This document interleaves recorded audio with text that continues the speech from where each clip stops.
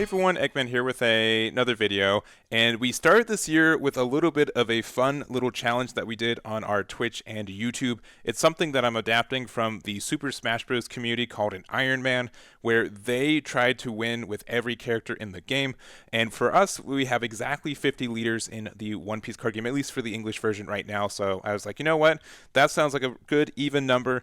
I have the availability to stream every day this week too, so we did this Monday through Friday through this last week, and we're able to do it in 89 games, which is really fun. So that is kind of what this was as a challenge. It was something more fun and more, a little bit more casual, but I had a really good time, and I kind of want to go over a couple of the deck lists that I used for them that I, took me by surprise a little bit, and just kind of go from there. And a couple of things before we start though. First, thank you for everyone who stopped by and cheered me on my streams on YouTube and Twitch. They are still on Twitch and YouTube as of this moment.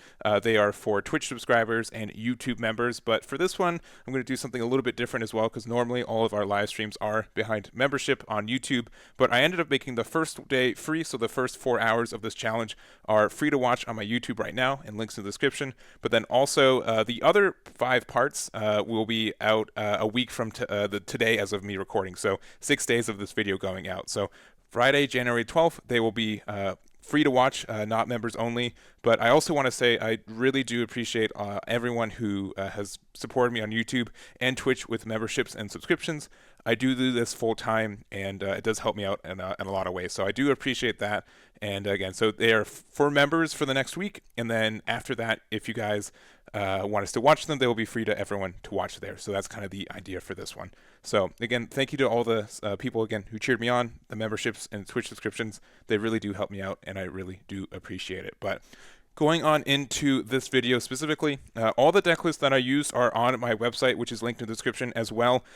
Grain of salt on how good they are. Obviously, they're not all super duper competitive, and some of them are specifically not competitive in any sense of it, but it was a lot of fun, and just a different way to kind of play the game, especially since I think the last half of this month is going to be very grindy. I know a lot of people are going to be getting ready for the Card Fest here in North America, and I want to kind of just, again, start this year and start this month with something on the kind of fun side. So real quick, the specific rules for this is that you just have to win with every leader in the game. I use the sim to do that as well, so which is great. I did not want to hand sleeve 50 leaders, and it's hard to get a variety of opponents without it, so I'm really happy that was available for us there.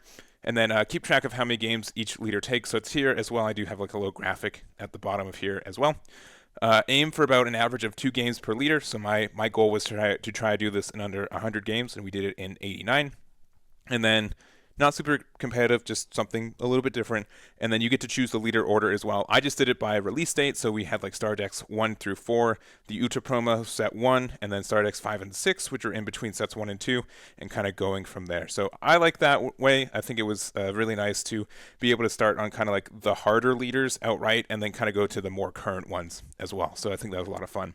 And then lastly, all the decks that I used are down here, and you guys can check that out. And we will be going over a couple of them as well. So again, this was just using the random opponent feature, so this wasn't like necessarily super good leaders. And there were obviously a couple times if you're playing near 100 games, not every opponent is going to be super competitive. So we were able to get some freer wins because of that. But again, this isn't supposed to be very competitive. So lastly, if you guys end up doing this challenge, I saw a couple people wanting to do it as well. Let me know. You can email me or message me, and you can let me know how you're doing it. On our system, you don't have to live stream it. It's just for fun. But if you guys did do this and you were able to get it in under 100, let me know. I'd love to put you and your record here on this leaderboard too. So obviously, just me. Don't make it look like I just made this leaderboard just to shout myself out.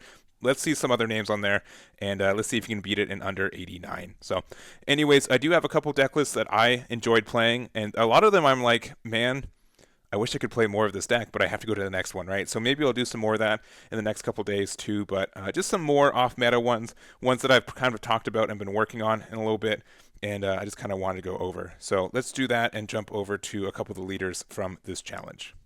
All right, first one was Emporio, which I honestly wasn't super duper looking forward to playing this one. I've previously had a hard time getting the max value off Emporio and using it. And sometimes it's kind of rough to use as a leader, but I think that it's in a spot, and there's some other kind of blue leaders that we'll even talk about later, that even though that this is a deck that says, go down to a low hand size. That doesn't mean you shouldn't try to get a, like, if you can draw a lot, like the biggest thing is like this Kaido, right? This Kaido I think is very, very strong in blue right now. And if you're playing like a long game for this, being able to drop this Kaido, there's a lot of decks that just can't answer this card once it hits the board, or it has to use a lot of resources to do it, which is why I think it's in a really good spot for Sakazuki as well. And I think Emporio is one of the best leaders to kind of take advantage of how good this guy works, because like you're already using your effects to go down to a low hand size, and then if you're able to get out Kaido while also already having a wide board, like you're in a really, really good spot, I think, in a lot of ways. So I think that makes sense to like why we made it like the Animal Kingdom Pirates, but we also have some new cards. For example, this Basil Hawkins, which is a fantastic card for this deck in general. You're going to have 3 or less cards in your hand pretty much all the time, so you get a free draw, a free 6k block, and you get some kind of additional advantage from that too. X-Raid, kind of same thing. It is also an Animal Kingdom's Pirate, and you're able to use it to get your kind of full advantage. So I do like the idea of this, and I think it's very strong for what this deck wants to do. Other than that, we use Mr. 3 because we can use this to trash cards from our hand, which is going to happen since we do have a lot of cards without any counter power with us as well. We are playing the Emporio package too, so it kind of makes sense for what this deck is, even though it's not like locked to our Emporio leader. Being able to use this to get rid of Monkey D. Luffy, or get out a Monkey D. Luffy, is fantastic, especially since I think like we ended up playing against Sakazuki, which I think is one of the better matchups for this deck potentially, because this gets rid of so many 4-cost, like 4-drop Kuzan, 4-drop Rob Lucci. They are good cards for them, but they have to kind of, they lose tempo trying to answer this, and then we just kind of build like these chunky bigger bodies at the end of the game that they'll have to spend a lot of resources that they probably don't have to kind of answer them. So we also have better like tall removal with Red Rock in our own build as well, and this was a really fun deck. I want to try it out some more, and I kind of think I underestimated how good this Emporio would be in general. So we'll see if there's more time to kind of play and test with this, but it's a really good time. Next up we have Smoker, which I've been saying for a while that I think Smoker is the best black leader outside of Sakazuki. Some people say the Star Deck black Luffy, and I think they're about comparable. I think he just has like a better edge for removal, and I really like being able to play Marineford with him as well. It's a bit cheesy, but like the idea for this, being able to use this to get the passive like -2 for Smoker and Marineford is really great. And then I've kind of paired this up with the CP9 engine, where like you can use Kaku to get some more cards into your trash, and then use those abilities to kind of really take off. So since we don't get as much free destruction, I think Kaku with this is really good for us, and there's just like a lot of benefits for running this kind of removal for it. So it's like a little bit of a more tempo-based version of Sakazuki, and we have 1 extra life, so we can take that a little bit easier, and we have like a little bit better removal since we spec'd into the Marineford too. But I don't know. This is really fun. I like what this is. I might have to try like the CP9 engine in Sakazuki, because obviously he works very well with it too, since he can fill cards in the trash with it. But the removal for this deck is really great. The tempo you get from it is great, and I think there's a lot to kind of go over it. So not much more, but I do think that this is a fun deck to play, and I'm happy you're able to get a chance to play it on this stream as well. Next up, we have another black deck. We have Charlotte Linlin, which is I really do like this leader. It's kind of like a bit of an outdated version of like Queen. It does like the same thing as what Queen wants to do, where you're able to gain life off your leader effect. But for this one, like Queen, you get to like +1 by putting it into your life if you meet the conditions. Charlotte Linlin is kind of just like a -1, like a +0, and you have to spend 4 Dawn to do the effect, which is actually pretty expensive for what it is. So that is a little bit of a downer for it, but something that's really nice for OP05 is that we do have the addition of Gidatsu, which is such a good removal tool in yellow by itself, but when you are able to pair it up with cards like Great Eruption or cards like Ice Age, like this is a really, really good card. Like this is just, what, you have 4 life and a Great Eruption, I can get rid of a 6 cost, right? Like there are some really good removals, and like obviously doubling up to Yamato, being able to use this card, like it's already okay for what the removal is, but if you play like the late game, you leave your opponent 4 or 5 life, and then Yamato with Great Eruption, you get rid of like a 7 cost, and you get to heal 1 if you're 1 at less. So that's obviously great. The fact that Charlotte Linlin 10-drop is in a really good spot is great, and this is a really unique deck that I'm happy you're able to play this one as well. So Rebecca makes sense since it's a good card. You get some recycling with it too, And I don't know if this is, I don't think, like cleaned up to like the ratios that I want. I kind of put a bunch of like two events of, or two copies of these events just to see which ones I liked more. I think we're probably fine with just running Great Eruption, but Ice Age with Yamato just removes so much of the cards that are on the game in the game right now. And obviously, like Thunderbolt with Great Eruption gets like rid of a 7 cost, which is really really silly too. And then you can heal with Yamato, like your Linlin afterwards. So it just, all of it just seems really really good. So I like the idea of what this deck can do, and I think there's some good support from both yellow and black that came out in OP05, and it's in a good spot. So that's what we tested out with this one. I was really happy with this build as well. Next up, we have Vivi, which I don't know if we just got lucky with this one. And you're going to see that a lot of the decks that I like were pretty much running very similar packages. So you'll see that this is an Animal Kingdom version of Vivi, but we do have a small like Straw Hat version of it as well. The biggest reason I wanted to run this was because of Ulti, which helps us not only establish a body on board, but we are a multicolor leader, so being able to draw off this is great. And then also set up the top cards. So you kind of know if you need to draw something with our leader effect, we know what we're getting. But also, since we run a lot of cards that are just bricks in our deck, we can get some additional value from that too. So I think that is a really good card. It's also an Animal Kingdom Pirates too, so you get kind of like full advantage from using all of these cards. And then Kaido, it's sometimes a little bit tricky to get your opponent to 3 life with Vivi, because we're not going to be doing a lot of attacking. It's more of just kind of defensive maneuvers, but some decks kind of do it by themselves, or like they'll take the first hit pretty quickly because they are kind of greedy for it, and then after that, Kaido is able to get the full value. So like Kaido and already having like a deck that has a lot of like a big hand size is just kind of a little bit of overkill for it too. So I like the idea of it. Nami is great. There's some good 2 cost or like Brook with Vivi just means you can play this and you can give it rush very easily. And so for 4 you have a 5k attack. So that's not too bad for the deck as well.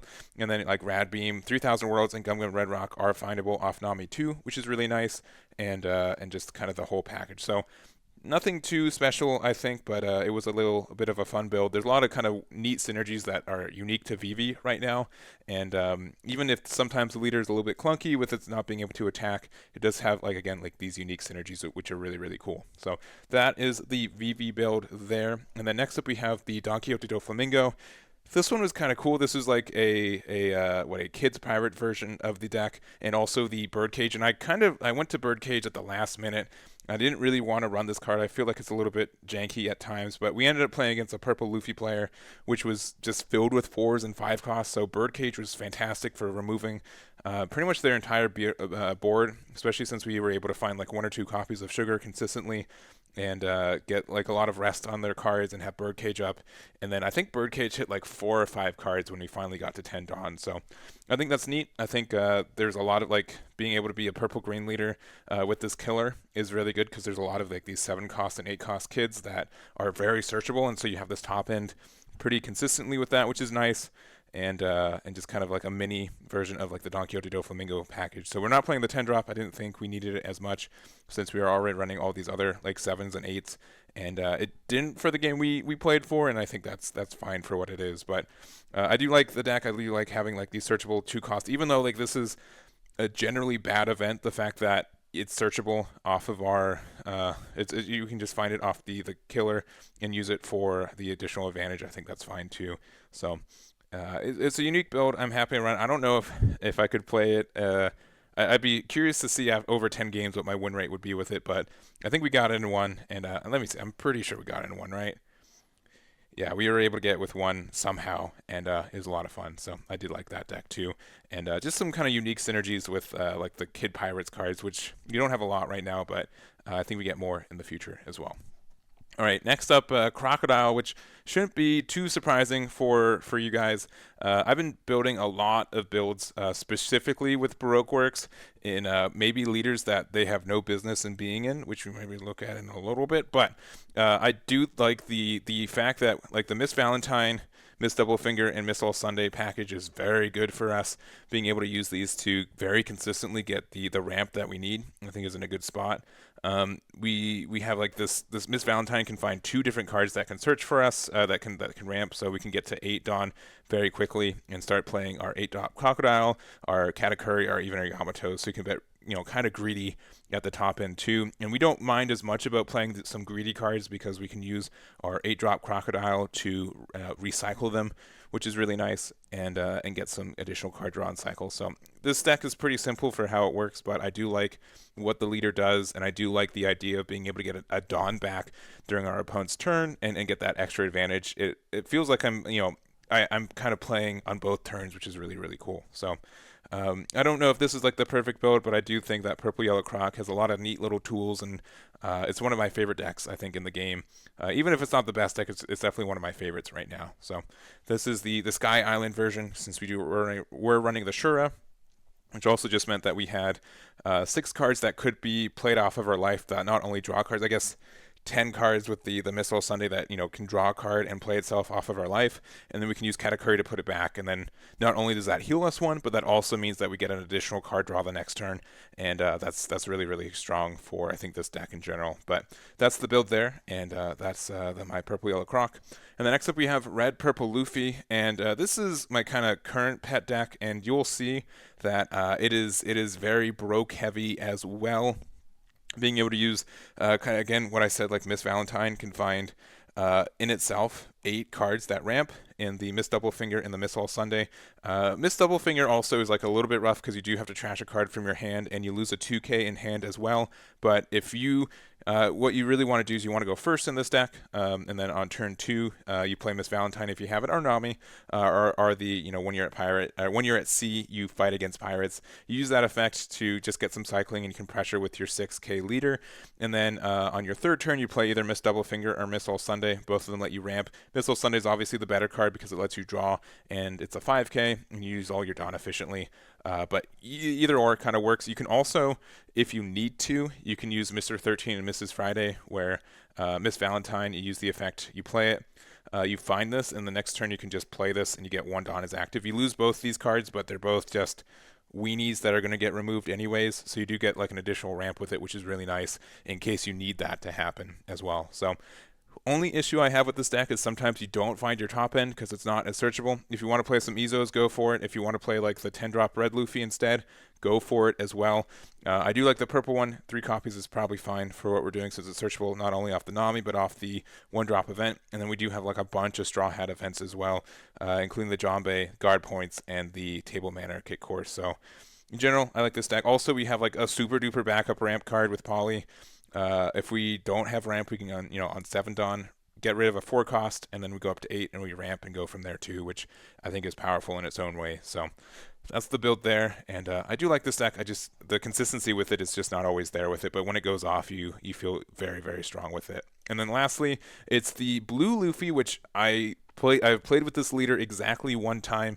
It is the newest and arguably the hardest leader to get with the promo price tag that it's at right now. But it's a really neat leader. It has kind of like an Emporio-like effect of Dawn 1 times 1 when attacking. If you have 3 or less cards in your hand, you get to draw 1 card. So I kind of went with the Pirates, the Animal Kingdom Pirates once again for blue.